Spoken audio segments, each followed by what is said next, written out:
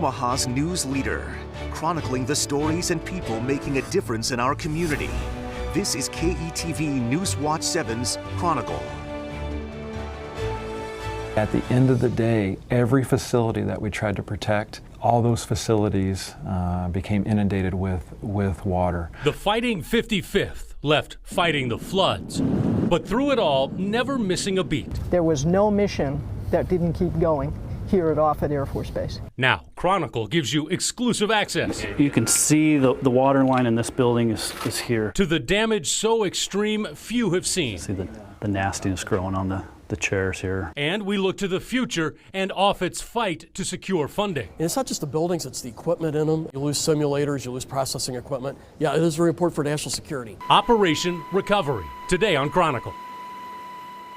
Good morning, I'm Rob McCartney. Offutt Air Force Base. It's home to the 55th Wing and U.S. Strategic Command.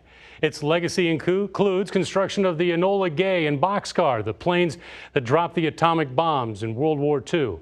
For more than a century, Offutt's played a key role in the nation's security and the metro's economy, creating thousands of jobs here, both for military and civilian.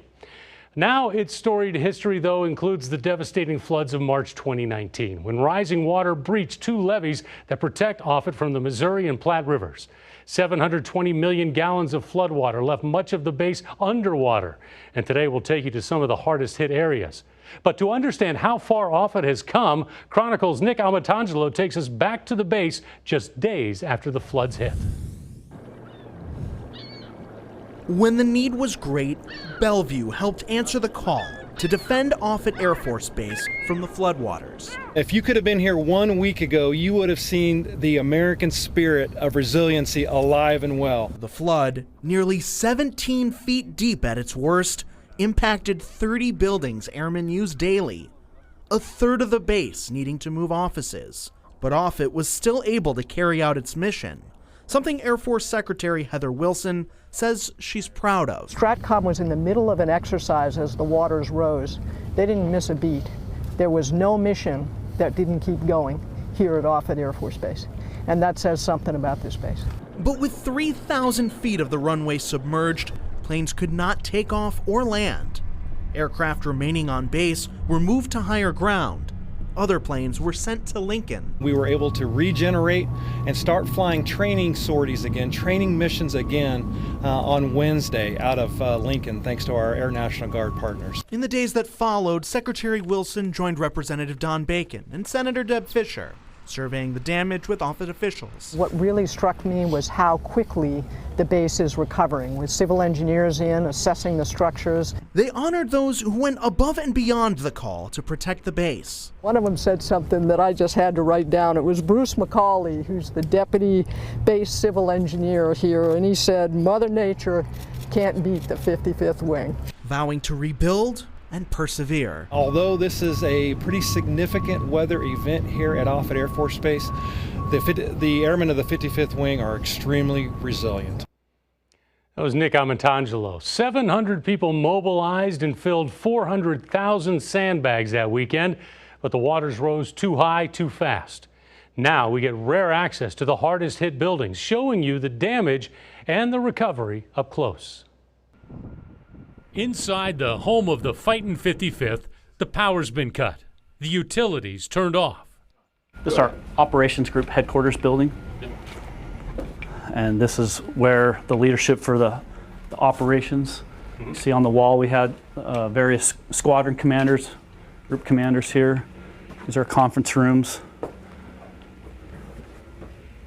Showing us the damage is Lieutenant Colonel Chris Conover. He's director of the Project Management Office, and Group Commander Colonel Vance Goodfellow. Come down in here. Colonel Paulson's office is the first one on the left here.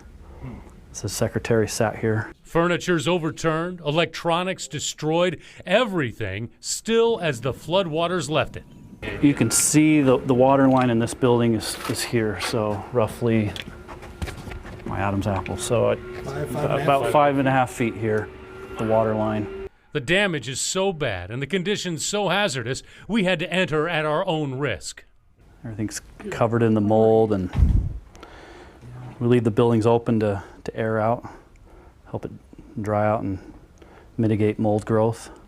So nothing's been moved. The water did all this. Correct, yes. See the nastiness growing on the chairs here. This is the wing headquarters command section. Yeah. And is it salvageable? It is not salvageable. So what happens to it? This is a building that we'll have to demo and rebuild later when the funding comes in.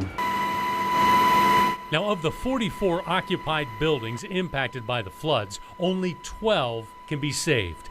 Among them, the home of the 55th Maintenance Group, where airmen care for more than 25 aircraft in Offutt's fleet.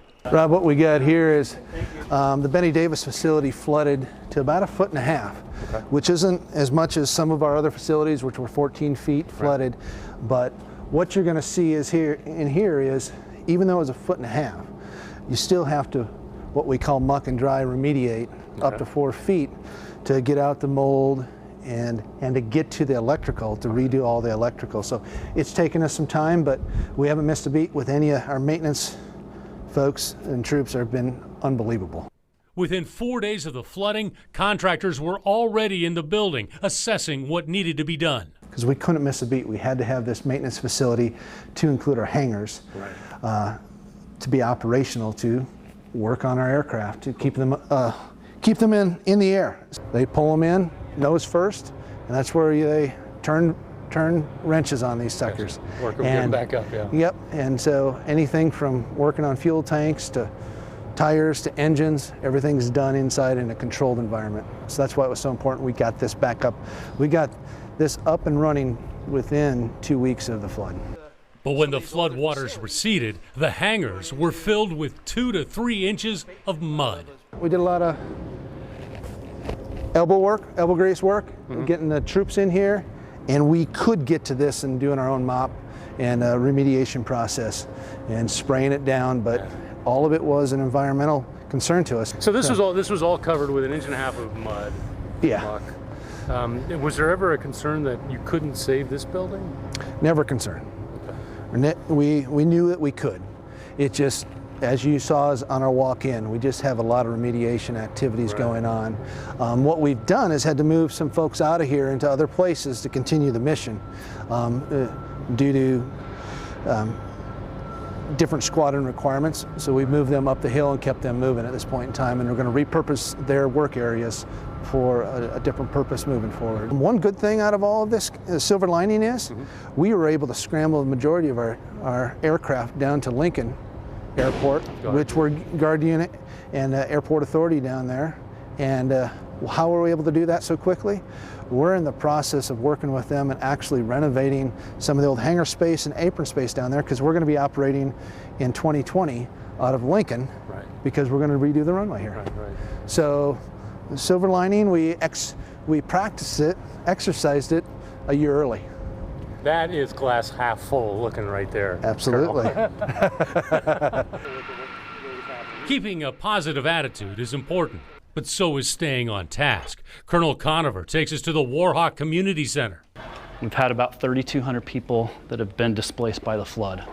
It used to be the O Club, a space usually meant for relaxation or entertainment. It's all work now. This is the maintenance group. Okay. So we were previously in the Benny Davis facility that was flooded at 1.5 feet. So all those people that we've had to displace out of there, they're in here working in these temporary facilities here. Down the hall, under chandeliers and over lavish carpets, it's an unlikely office.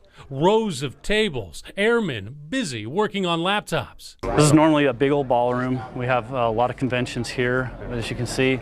It's our temporary solution.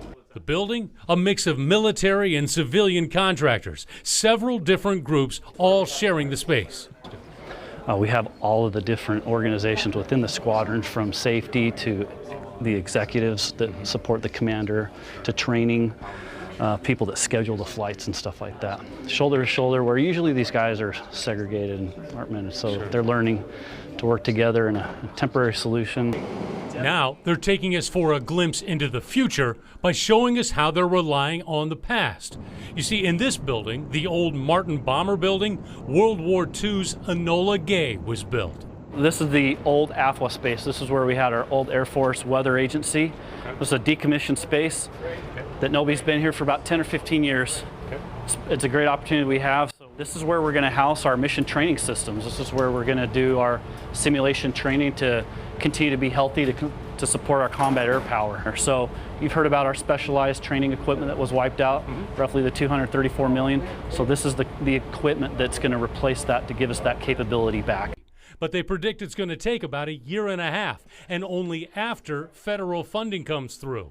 So along the way, they're dumping what has to go, like miles of moldy wires, but they're saving whatever they can. You are saving money. We are saving money. We're doing due diligence the best that we can, and it's a lot of effort here to make it right.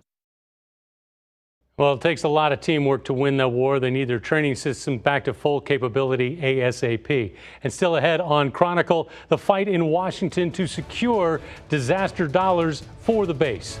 First, though, he led Offutt during the flooding. We prepare, we do national disaster response exercises every year. But no one was prepared for what happened. One-on-one with Colonel Mike Mannion, talking the mission and lessons learned.